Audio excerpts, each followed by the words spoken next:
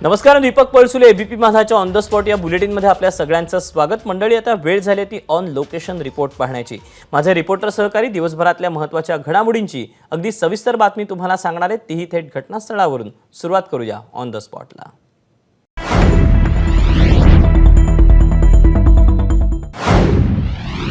अजित पवार राष्ट्रवादी काँग्रेसच्या काही आमदारांसह सत्तेमध्ये सहभागी झालेले आहेत, मात्र खाते वाटपावरून महायुतीमध्ये तेढ निर्माण झाल्याची माहिती सूत्रांनी दिलेली आहे। राष्ट्रवादीचे मंत्री हे ज्येष्ठ आहेत, त्यामुळे त्यांना साजेशी अशी खाती मिळावी अशी भूमिका अजित पवारांची असल्याची माहिती समोर येते। मुख्यमंत्री एकनाथ शिंदे, उपमुख्यमंत्री देवेंद्र फडणवीस आणि उपमुख्यमंत्री अजित पवार यांच्यात खाते वाटपासाठीची पहिली बैठक आज पार पडली, पण त्यात खाते वाटपाचा निर्णय होऊ शकला नाही। त्यामुळे राष्ट्रवादी काँग्रेसच्या मंत्र्यांना सन्मान आणि अनुभव या निकषावरती खाती देण्याचं दिलेलं आश्वासन पूर्ण होत नसल्याची चर्चा आहे। भाजप आणि शिंदेंच्या शिवसेनेकडे असलेली खाती काही मंत्री सोडायला तयार नाहीत, त्यामुळे हा तिढा सोडवण्यासाठी पुन्हा एकदा तीनही पक्षात चर्चा होणार आहे। म्हणजेच पुणे, रायगड आदी जिल्ह्यांच्या पालकमंत्रीपदावरूनही तिढा निर्माण झाल्याची सूत्रांची माहिती आहे। दरम्यान मंत्रिमंडळाच्या खाते वाटपाबाबत मुख्यमंत्री एकनाथ शिंदे आणि उपमुख्यमंत्री देवेंद्र फडणवीस यांच्यासोबत चर्चा झालेली आहे आणि लवकरच यावरती तोडगा काढू असं उपमुख्यमंत्री अजित पवार यांनी सांगितलेलं पाहायला मिळतंय।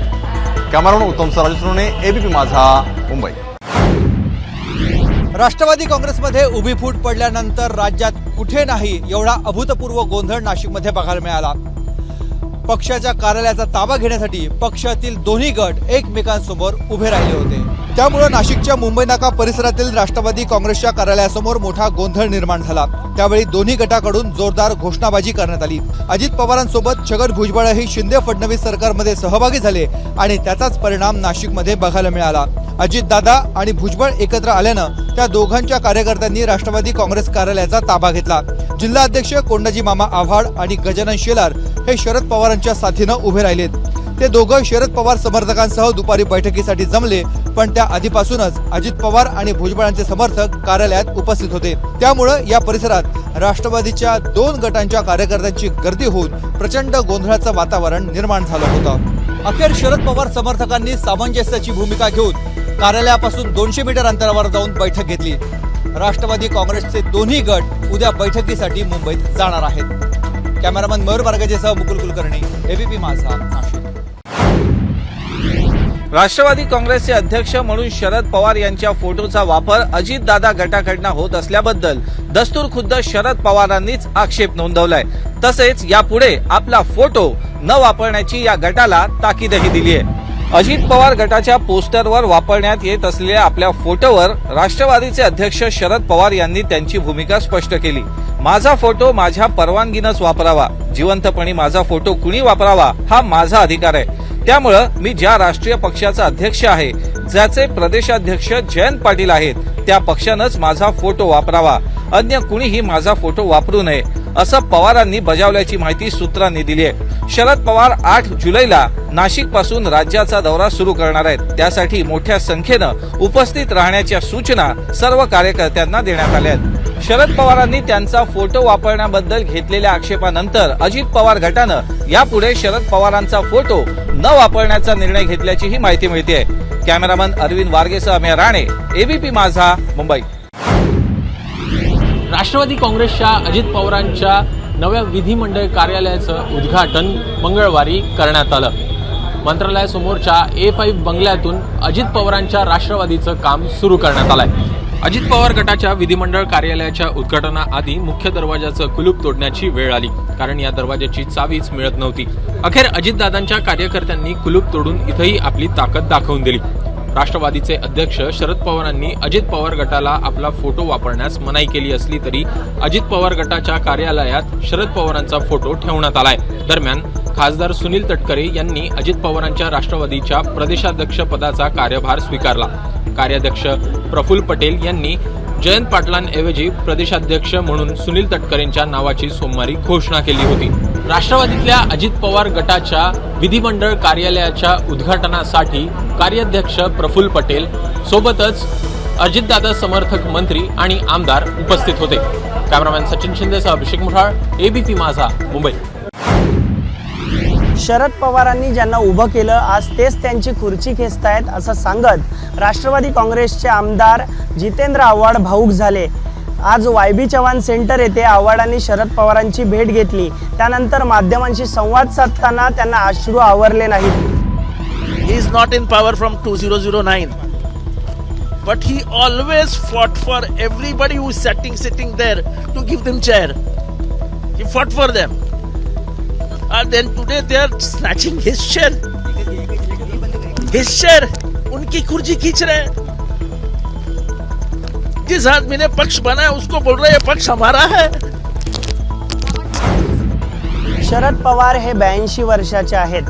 2009 पासून ते सत्तेत नाहीत, तरीही ते लोकांसाठी लढतायत. जेव्हा जेव्हा पवारांना घेरण्यात आलं तेव्हा ते ताकदीनं बाहेर आल्याची प्रतिक्रिया आव्हाडांनी दिली आहे. कॅमेरामॅन इरफान शेखसह मी अल्पेश करकरे, ABP माझा, मुंबई. अजित पवार यांच्या नेतृत्वातल्या राष्ट्रवादी काँग्रेसनं सरकारला पाठिंबा दिल्यानंतर आणि त्यांच्या काही सहकाऱ्यांचा मंत्रिमंडळात समावेश झाल्यानंतर या सरकारला पाठिंबा देणाऱ्या आमदारांची संख्या 200 पार झालेली आहे. महाराष्ट्रात 51 वर्षानंतर पहिल्यांदाच अशी अनोखी स्थिती निर्माण झाली आहे. 1972 साली 270 पैकी 222 आमदार काँग्रेसचे होते. उपमुख्यमंत्री अजित पवारांना पाठिंबा देणाऱ्या आमदारांची नेमकी संख्या अजूनही कळलेली नाही, तरी राज्य सरकारला पाठिंबा देणाऱ्या आमदारांची संख्या 200 पार झाल्याचं सांगण्यात येत आहे. यामुळे विधानसभा अध्यक्ष आणि मुख्यमंत्री एकनाथ शिंदे आणि 15 आमदारांना भविष्यात अपात्र ठरवलं, तरीही उर्वरित शिवसेना आमदार आणि अजित पवार यांच्या नेतृत्वातल्या राष्ट्रवादी काँग्रेसच्या पाठिंब्यावर भाजप सरकार महाराष्ट्रामध्ये आपलं सरकार टिकवू शकेल. राष्ट्रवादी काँग्रेसचे नेते अजित पवार आणि प्रफुल्ल पटेल यांच्या दाव्यानुसार त्यांच्याकडं 40पेक्षा अधिक आमदारांचं बळ आहे. कॅमेरामन आयुब कागदीसह मी राहुल कुलकर्णी, ABP माझा, सोलापूर. राज्यातील सत्तानाट्याच्या दुसऱ्या एपिसोडच्या पार्श्वभूमीवर कोल्हापूरचे भाजपचे जिल्हाध्यक्ष समरजित सिंह घाडगे नेमकी काय भूमिका घेणार याकडे राजकीय निरीक्षकांचं लक्ष लागलं.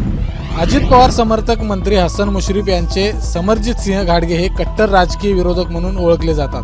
पण त्याच हसन मुश्रीफ यांना आता मंत्रिपद मिळाल्यानं समरजित आणि त्यांच्या समर्थकांची कोंडी झाली आहे. या संदर्भात समरजित सिंह घाडगेंची भूमिका नेमकी अजूनही गुलदस्त्यात आहे. पण गेल्या 2 दिवसांपासून त्यांचा संपर्कही होऊ शकत नाही. पण समरजित सिंह घाडगे यांच्या समर्थकांचं सोशल मीडियात जोरदार कॅम्पेनिंग सुरू झालं आहे. आम्ही राजेंसोबत, राजे ठरवतील तो पक्ष आणि राजे ठरवतील ते धोरण असं म्हणत समरजित घाडगे यांच्या समर्थकांनी राजेंना पाठिंबा दिला आहे. राज्यातल्या सत्तानाट्याच्या ताज्या घडामोडींवर समरजित सिंह घाडगे नेमकी काय भूमिका घेतात याकडे सगळ्यांचं लक्ष लागलं आहे. कॅमेरामॅन निलेश शेवाळेसह विजय केसरकर, ABP माझा, कोल्हापूर. राष्ट्रवादी काँग्रेसच्या आमदारांच्या शपथविधीनंतर राज्य मंत्रिमंडळाची पहिली बैठक मंगळवारी पार पडली. या बैठकीला मुख्यमंत्री एकनाथ शिंदेसह उपमुख्यमंत्री देवेंद्र फडणवीस आणि उपमुख्यमंत्री अजित पवार हेही उपस्थित होते. अजित पवारांनी उपमुख्यमंत्री पदाची आणि राष्ट्रवादीच्या 8 आमदारांनी मंत्रिपदाची शपथ घेतल्यानंतर झालेली राज्य मंत्रिमंडळाची ही पहिलीच बैठक होती. राज्याचे ग्रीन हायड्रोजन धोरण या बैठकीत जाहीर करण्यात आलं. ग्रीन हायड्रोजन धोरण जाहीर करणारं महाराष्ट्र देशातील पहिलं राज्य ठरलं आहे. त्यामुळे नवीन ऊर्जा प्रकल्पांना प्रोत्साहन मिळणार आहे. येत्या काही वर्षात जगभरात ग्रीन हायड्रोजनवर अनेक देशांची भर असणार आहे. त्यामुळे सर्व देशांकडून मोठी गुंतवणूक होणार आहे. त्यामुळे हायड्रोजनच्या किमती कमी होण्यासही मदत होणार आहे. मराठा आणि कुणबी विद्यार्थ्यांना परदेशातल्या उच्च शिक्षणासाठी सयाजीराव गायकवाड सारथी शिष्यवृत्ती योजना या मंत्रिमंडळ बैठकीत जाहीर करण्यात आली. कॅमेरा पर्सन सचिन शिंदेसह प्रशांत बडे, ABP माझा, मुंबई. शिवसेना ठाकरे गटाचे पक्षप्रमुख उद्धव ठाकरे हे लवकरच महाराष्ट्र दौरा आपला सुरू करणार आहेत. सध्या राज्यातील राजकीय घडामोडी पाहता पक्षाची संघटनात्मक ताकद वाढवण्यासाठी उद्धव ठाकरेंचा हा महाराष्ट्र दौरा महत्त्वाचा असेल.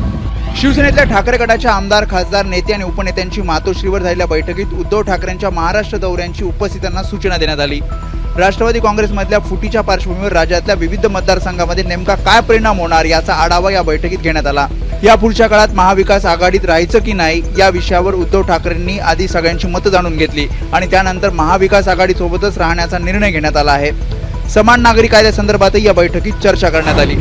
समान नागरी कायद्यासंदर्भात आपला पाठिंबा जरी असला तरी जोपर्यंत या कायद्यासंदर्भातील मसुदा समोर येत नाही तोपर्यंत त्या संदर्भातील कुठलं भाष्य करणं किंवा भूमिका मांडणं योग्य नसल्याचं ठाकरे गटाकडून स्पष्ट करण्यात आलंय.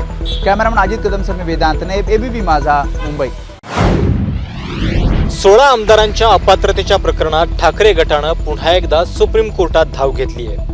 2 महिने होत आले तरी अद्याप अध्यक्षांनी निर्णय घेतलेला नाहीये. त्यांना तातडीने निर्णय घ्यायला सांगा अशा पद्धतीची याचिका सुनील प्रभू यांच्या वतीनं दाखल करण्यात आली आहे. 11 मे रोजी महाराष्ट्राच्या सत्ता संघर्षाचा निकाल लागला. त्यावेळी सुप्रीम कोर्टानं अपात्रतेचा निर्णय अध्यक्षांच्याकडे सोपवलेला आहे. पण जवळपास 2 महिने होत आले, अद्यापही कुठलाही निर्णय झालेला नाहीये. त्याचमुळं शिवसेनेच्या ठाकरे गटाच्या वतीनं ही याचिका दाखल करण्यात आलेली आहे. या याचिकेवरती सुप्रीम कोर्ट आता काही दखल घेतं का, ही याचिका दाखल होते का आणि पाठोपाठ अध्यक्षांना काही नोटीस बजावली जाते का, त्यांच्यासाठी काही कालमर्यादा कोर्टाकडून निश्चित केली जाते का, हे पाहणं महत्त्वाचं असेल. ही याचिका सुप्रीम कोर्ट ऐकून घेणार का आणि जर ऐकली तर अध्यक्षांना काही नोटीस बजावणार का, त्यांना काही कालमर्यादेत निर्णय घ्यायला सांगणार का, याची उत्सुकता असेल.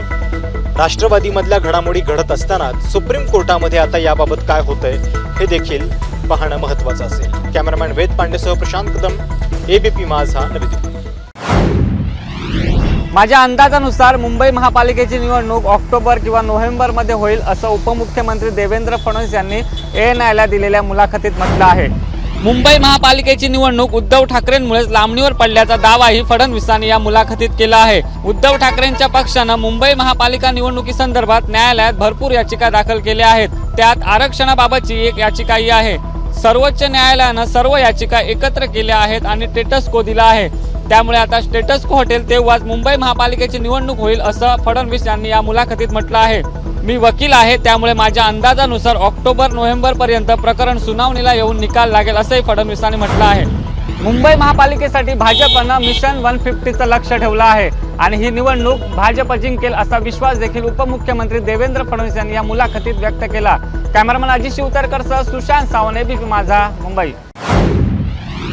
बुलढाणा जिल्ह्यात समृद्धी महामार्गावर विदर्भ ट्रॅव्हल्सच्या बसला झालेल्या भीषण अपघाताचा फायर फॉरेन्सिक अहवाल तयार करण्यात आलेला आहे. मुंबईच्या फायर फॉरेन्सिक सायबर इन्व्हेस्टिगेटर्सनं हा अहवाल तयार केला असून सध्या तो बुलढाणाच्या जिल्हाधिकाऱ्यांना सादर करण्यात आला आहे. फॉरेन्सिक फायर अहवालानुसार हा अपघात झाला त्यावेळी बसमध्ये 350 लिटर डिझेल होतं. बसचा वेग ताशी 70 ते 80 किलोमीटर होता. समृद्धी महामार्गावर ही बस पहिल्या लेनमधून धावत होती. अपघाताच्या वेळी बसचा समोरचं चाक रस्त्याच्या बाजूला असलेल्या साईन बोर्डला धडकलं. त्यानंतर तेच चाक 10 फुटावरच्या दुभाजकालाही धडकलं.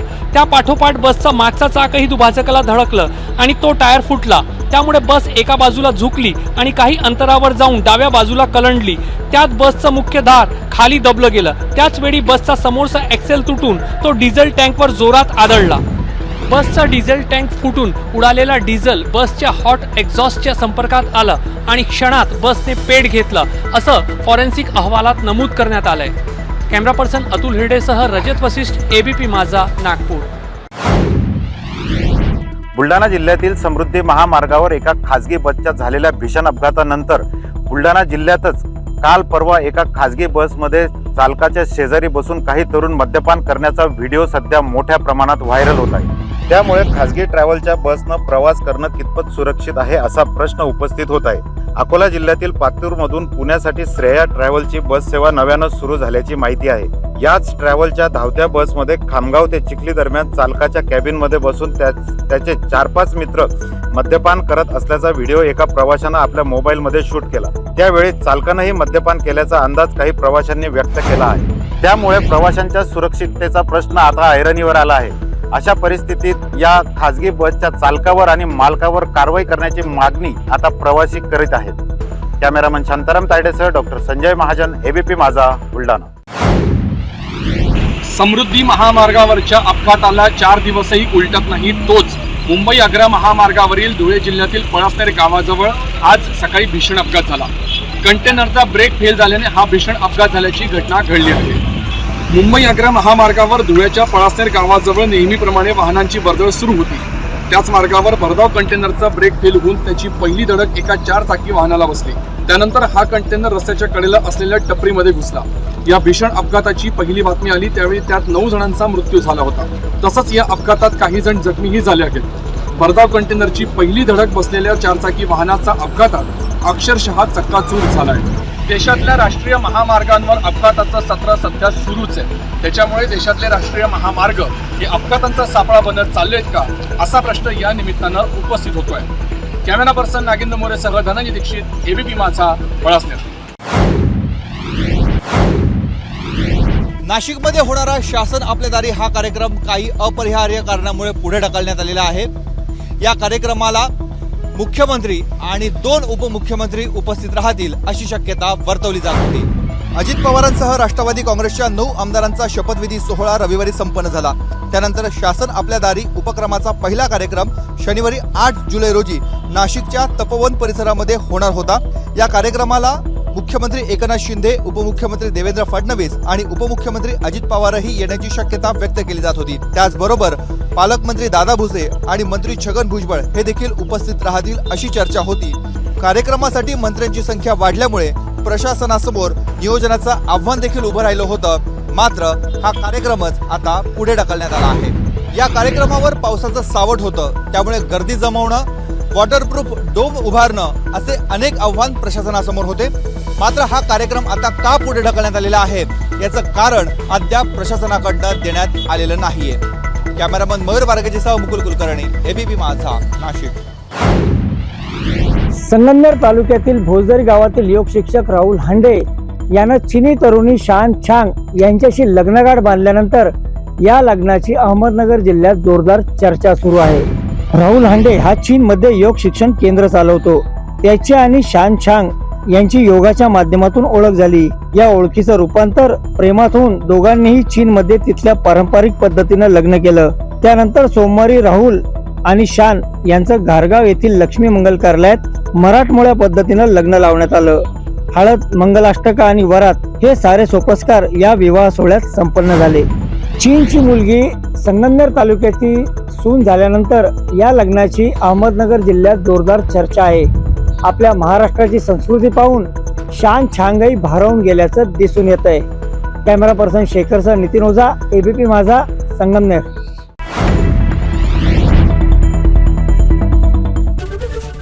एबीपी माझा, उघडा डोळे बघा नीट.